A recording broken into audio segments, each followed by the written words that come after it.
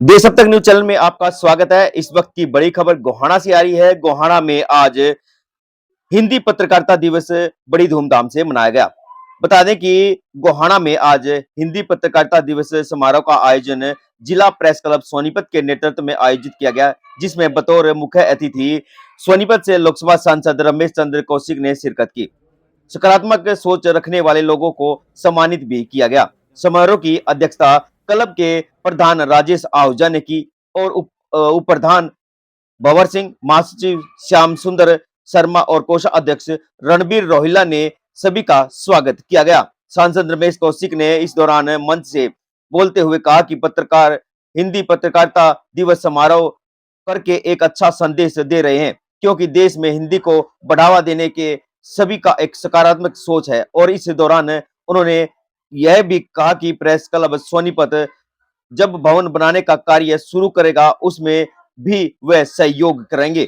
इस दौरान गोहाना से इंद्रजीत विरमानी, बार एसोसिएशन के प्रधान Virender, advocate Devender, Vimal Kishore, Inderpal, Bhupender, Surender Scindia, Darshan, Preeti, Anil, Narender, Rajesh Rathore, doctor CD Sharma, Pradeep Malik, doctor Gajraj Kaushik, Jyoti Garg, Sushil Sharma, ex chairman Sunil Mehta, Jogender Rathi, Balram Kaushik, Mairam के अतिरिक्त एसडीएम गोहाना आशीष वशिष्ठ एवं सूचना एवं जिला लोक संपर्क अधिकारी विजेंद्र कुमार एवं गोहाना के एसएचओ नीरज ने भी शिरकत की। गोहाना से वरिष्ठ पत्रकार परमजीत नरवाल, सालिका नरवाल, राजेश खत्री, विजेंद्र सिमार, अनिल खत्री, सुनील जिंदल, जोगेंद्र सराया, अरुण दोहन, रविंद्र वर्मा, श्याम सुंदर, कुलदीप फेमस, जसवीर खत्री, अनिल खत्री, नीरज अंतिल, उमेश और डॉक्टर दर्शन लाल मल्होत्रा ने भी एकजुट होकर यहाँ पर पत्रकारों के जीवन में संघर्ष करने, हिंदी में खबरें खोज कर लिखना, पत्रकार हिंदी को बढ़ावा दे रहे हैं। और हिंदी पत्रकारिता दिवस समारोह गोहाना में आयोजित किया गया, जिसमें पत्रकारों में संपूर्ण जिले की एकता की नजर आई और भविष्य में सकारात्मक सोच को लेकर जिला प्रेस क्लब कदम आगे बढ़ा रहा है और आगामी 13 जून से 9 दिवसीय अंतर्राज्यीय बौद्धिक पत्रकारिता कार्यशाला भी चेन्नई और पोर्ट ब्लेयर में करने जा रहा है, जहां पर सकारात्मक सोच को प्रेस क्लब की तरफ से सम्मानित किया जाएगा।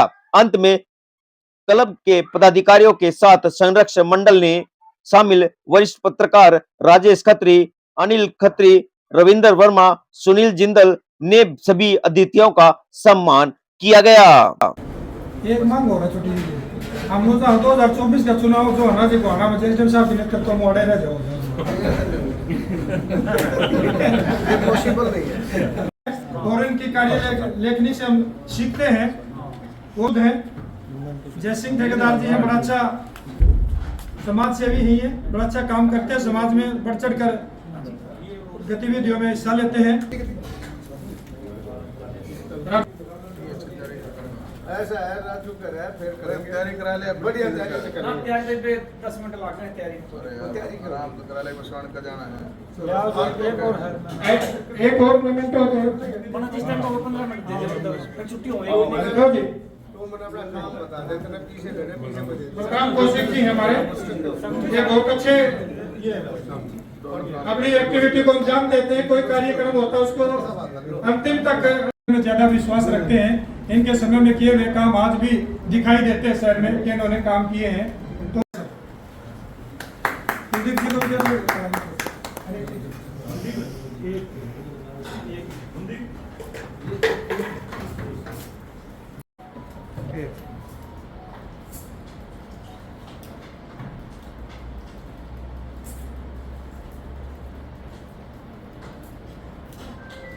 बहुत अच्छे कवि भी हैं, कम शब्दों में सारा सब कुछ बोल देते हैं। तो मैं दूसरे अपने मेहमान सुशील जी से भी, शर्मा जी से भी निवेदन करूंगा वो भी आए, स्वागत करें। दूसरे को आप कर देना आगे, प्रदीप जी, सुशील जी आगे जी। आ जाओ। उप प्रधान जी को, पूरा उप प्रधान जी को भी कहूँगा, आ जाओ जी आप दे दो और दे दो। और हमारे वरिष्ठ पत्रकार सुनील जिंदल जी, ये कहाँ है सुनील जिंदल जी? सुनील जिंदल आए और हमारे मेहमानों का स्वागत करें। माला खोल ले। हाँ, खोल ले। भीड़ भड़ाका इकट्ठा करने का नहीं है। SHO साहब ने करो जी आपसे मांग। हाँ जी बिल्कुल, बहुत बढ़िया। तालियां साहब करेंगे। सारिका जी सम्मानित करेंगे हम हम। सारिका जी ज्योति गर्ग जी को सम्मानित करेंगे। और प्रीति सिंह भी हमारे साथ मौजूद है। प्रीति जी भी आप ये साथ आ जाए। हाँ जी, माला लेकर दोनों इकट्ठे। एक मिनट रुको जी, इधर देखो जी। एक मिनट, तीनों के तीनों शक्ति इकट्ठे हो जाओ। मैं साथ के साथ प्रोग्राम लंबा ना करते हुए हमारा मोमेंटो भी हाथे दिला देता हूँ। हाँ जी बिल्कुल। सोच को सम्मान। ज्योति जी बिल्कुल फिट बैठती है इसके अंदर। ज्योति जी को बिल्कुल सैल्यूट करता हूँ। साथ में इनके हस्बैंड को भी सम्मान करता हूँ कि वो पहुंचे हैं और उनका भी सम्मान। तालियां बस दे रहे हैं जी। मेरे अंतिम से भी मैं निवेदन करूंगा वे भी आए और हमारे मेहमानों का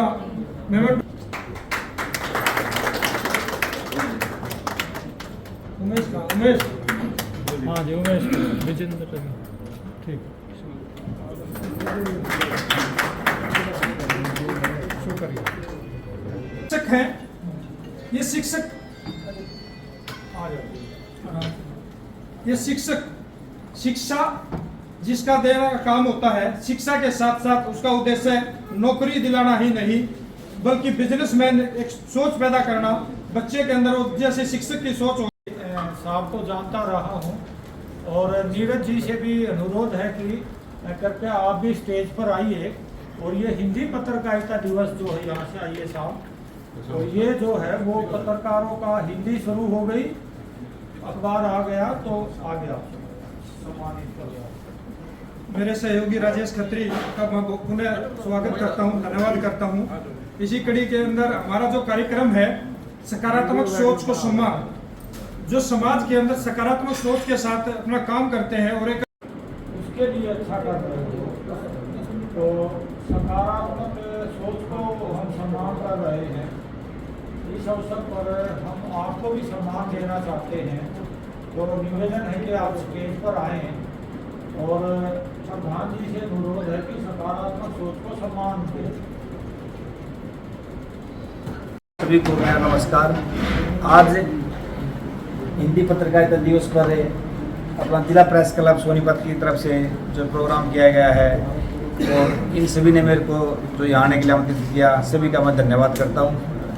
आज के समय में हमारे जो सिस्टम चला हुआ है उसमें एक प्रेस की बहुत अहमियत है। आम आदमी को कहीं भी न्याय ना मिले, या तो प्रेस या फिर कोर्ट, इन दोनों के द्वारा न्याय मिल सकता है। इसलिए प्रेस को आज़ादी से लिखने का और बोलने का सब अधिकार होना चाहिए और वो मानवता के लिए कार्य करें। जिस व्यक्ति को कहीं न्याय ना मिलता हो, प्रेस को उसको आगे लाकर उस व्यक्ति को न्याय दिलाने में बहुत मदद करनी चाहिए। धन्यवाद। उनको थैंक यू कैसे करूं? मतलब अब मुझे कुछ मिले ना मिले, मैंने अपने तन मन धन से जो सेवा की है वो सब भैयाओं की वजह से है। और मेरे हस्बैंड के बारे में देखो, कोई भी चीज़ फैमिली में बाद में जाती है, पहले हस्बैंड से पूछना पड़ता है कि हम ये काम करें या ना करें। मैंने बेशक झूठ बोल के काम शुरू किया कि अपने फैमिली में ये कहा कि मुझे ना गवर्नमेंट से सपोर्ट मिलती है इसलिए वो करने दे देंगे, लेकिन मैंने अपने हस्बैंड से कहा कि मुझे ना फ्री में सिखाना है और देखो मेरे पास कोई पैसा नहीं है। तो मेरे हस्बैंड ने एक बार में मुझसे कहा कि तू कर ले, बस कोई दिक्कत नहीं है, हमें पैसा नहीं चाहिए, इनको पैसा नहीं चाहिए भाई, तू तेरा जो जी करे वो कर। मैं मतलब थैंक्स से उनकी ना वो चीज़ें पूरी नहीं कर सकती। मैं चाहती हूँ कि वो सब इन्हीं के मिले, इन्हीं को दुआ लगे, इन्हीं को फायदा मिले। बस मैं तो बीच में माध्यम बन गई हूँ और मैं आप सबका धन्यवाद करती हूँ। अपने इस कार्यक्रम में मेरे जैसे अदना व्यक्ति को बुलाया है, मैं इसको लेकर के फख्र महसूस करता हूँ। मैं गौरवान्वित हूँ, मैं सही बता रहा हूँ आपको। मैं आदमी जो है, मैं सिर्फ 2 मिनट आपके बीच में बात रखूँगा। आदमी एक उत्पाद है एक प्रक्रिया का, एक सामाजिक प्रक्रिया का। अगर मनुष्य को आप अंडे मारने के बारे में छोड़ दोगे तो एक वो वैसी जंगली सा ही व्यक्तित्व बन करके उभरेगा, और उसको अगर आप सभ्य समाज में छोड़ोगे तो वो एक बहुमुखी व्यक्तित्व बन करके उभरेगा। तो मैं कह रहा हूँ कि हम जो हैं आज हम जिस स्थिति में हैं, चाहे डॉक्टर है, इंजीनियर है, पत्रकार है, प्रोफेसर है, सभी के सभी एक सामाजिक प्रक्रिया के उत्पाद हैं। इसके लिए हमें अपने व्यक्तित्व के अलावा, अपने योगदान के अलावा समाज के योगदान को स्वीकार करना चाहिए और उसके प्रति पूर्ण होने का हर संभव प्रयास करना चाहिए। पत्रकारों से लेकर डॉक्टर्स तक मैं आज ये कहता हूँ कि हमारा समाज जो है, बेशक औपचारिक रूप से कहते हैं हम 70% लोग पढ़ गए, लेकिन एक सच्ची शिक्षा, एक मानवीय गुणों से भरपूर शिक्षा उसका अभाव है। और आप लोग जो हैं आप इस मरहले पर हैं, आपका और हमारा ऐसे समाज में जो एक पिछड़ा हुआ समाज है, जहाँ व्यक्ति वो देखता है कि ये तो डॉक्टर है, ये जो कह रहा है वो अच्छा ही कह रहा होगा, इसको देख करके हम अपने आचरण को, व्यवहार को बदलें। ये पत्रकार हैं, ये समाज के स्तंभ हैं, प्रकाश स्तंभ हैं, इनको देख करके हम अपने जीवन में अपने जीवन को बदलें, अपने जीवन को इनके अनुसार ढालें। मुझे इसको ना देख करके गीता का एक श्लोक याद आता है। मेरे को 6ठी क्लास में सारी गीता संस्कृत में याद थी। मेरे फादर क्षेत्र के बहुत बड़े विद्वान थे, तो उसके 5वें अध्याय में 9वां श्लोक है, यद्यदाचरति श्रेष्ठ है। जिस प्रकार से का श्रेष्ठ व्यक्ति आचरण करता है, तत्ततेवित्तरोदन है, वैसा वैसा ही बाकी लोग भी करते हैं। सहयत प्रमाणम कुरुति, जैसा वो अपने जीवन से प्रमाणित करता है, यानी कि व्यवहार करता है, लोकस तदनुवर्तते, जनता भी वैसे ही अनुवर्तन करती है। अगर चिकित्सक, प्रोफेसर, पत्रकार ये लोग एक बहुत उम्दा चरित्र लोगों के सामने प्रस्तुत करेंगे तो मैं कहता हूँ जनता वैसा ही फॉलो करेगी। और अगर हम एक श्रेष्ठ व्यक्तित्व नहीं बनेंगे, तो अगर हम अपना स्तर का पतन करेंगे तो जनता भी वही वैसी हो जाएगी। इसलिए देखो, हथेली पर समझ नहीं जमती। पर मैं कहता हूँ आज की मीटिंग का हमारा एक महत्व ये भी हो जाएगा, अगर हम आज से ये कोशिश करें कि मैंने जैसे बताया तमाम प्रकार के सामाजिक, इवन आर्थिक, बहुत बार हमें आर्थिक लाभ हो जाता है और एक झूठी खबर देने का सामाजिक दबाव होता है, राजनीतिक दबाव होता है। अगर हम इन सब को झेलते हुए एक निष्पक्ष और निर्भीक पत्रकारिता करें तो आज के इस हिंदी पत्रकारिता दिवस की बेहतर सार्थकता हो जाएगी। मेरी तो आपसे यही उम्मीद है और इतना ही मैं कहना चाहता हूँ। आपका बहुत बहुत शुक्रिया। बहुत से अगर सामाजिक सरोकारों के लिए इस्तेमाल किया गया था तो वो राजा राम मोहन राय जी के द्वारा शुरू किया गया था, यह सर्वविदित है। लेकिन आज के दौर में वो जैसा चल रहा है, आप लोग उस परिस्थितियों में, उन परिस्थितियों में बहुत अच्छे से अपने आप को स्थापित करने की कोशिश कर रहे हो। हर मुद्दे को, समाज को जैसे भी जरूरत होती है उठाने की कोशिश करते हो, चाहे वो किसी के पक्ष में रहता है, चाहे वो किसी के खिलाफ रहता है, लेकिन आप अपनी जिम्मेवारियां बहुत अच्छे से उठाते हैं और समझते हैं, विपरीत परिस्थितियों के बावजूद भी।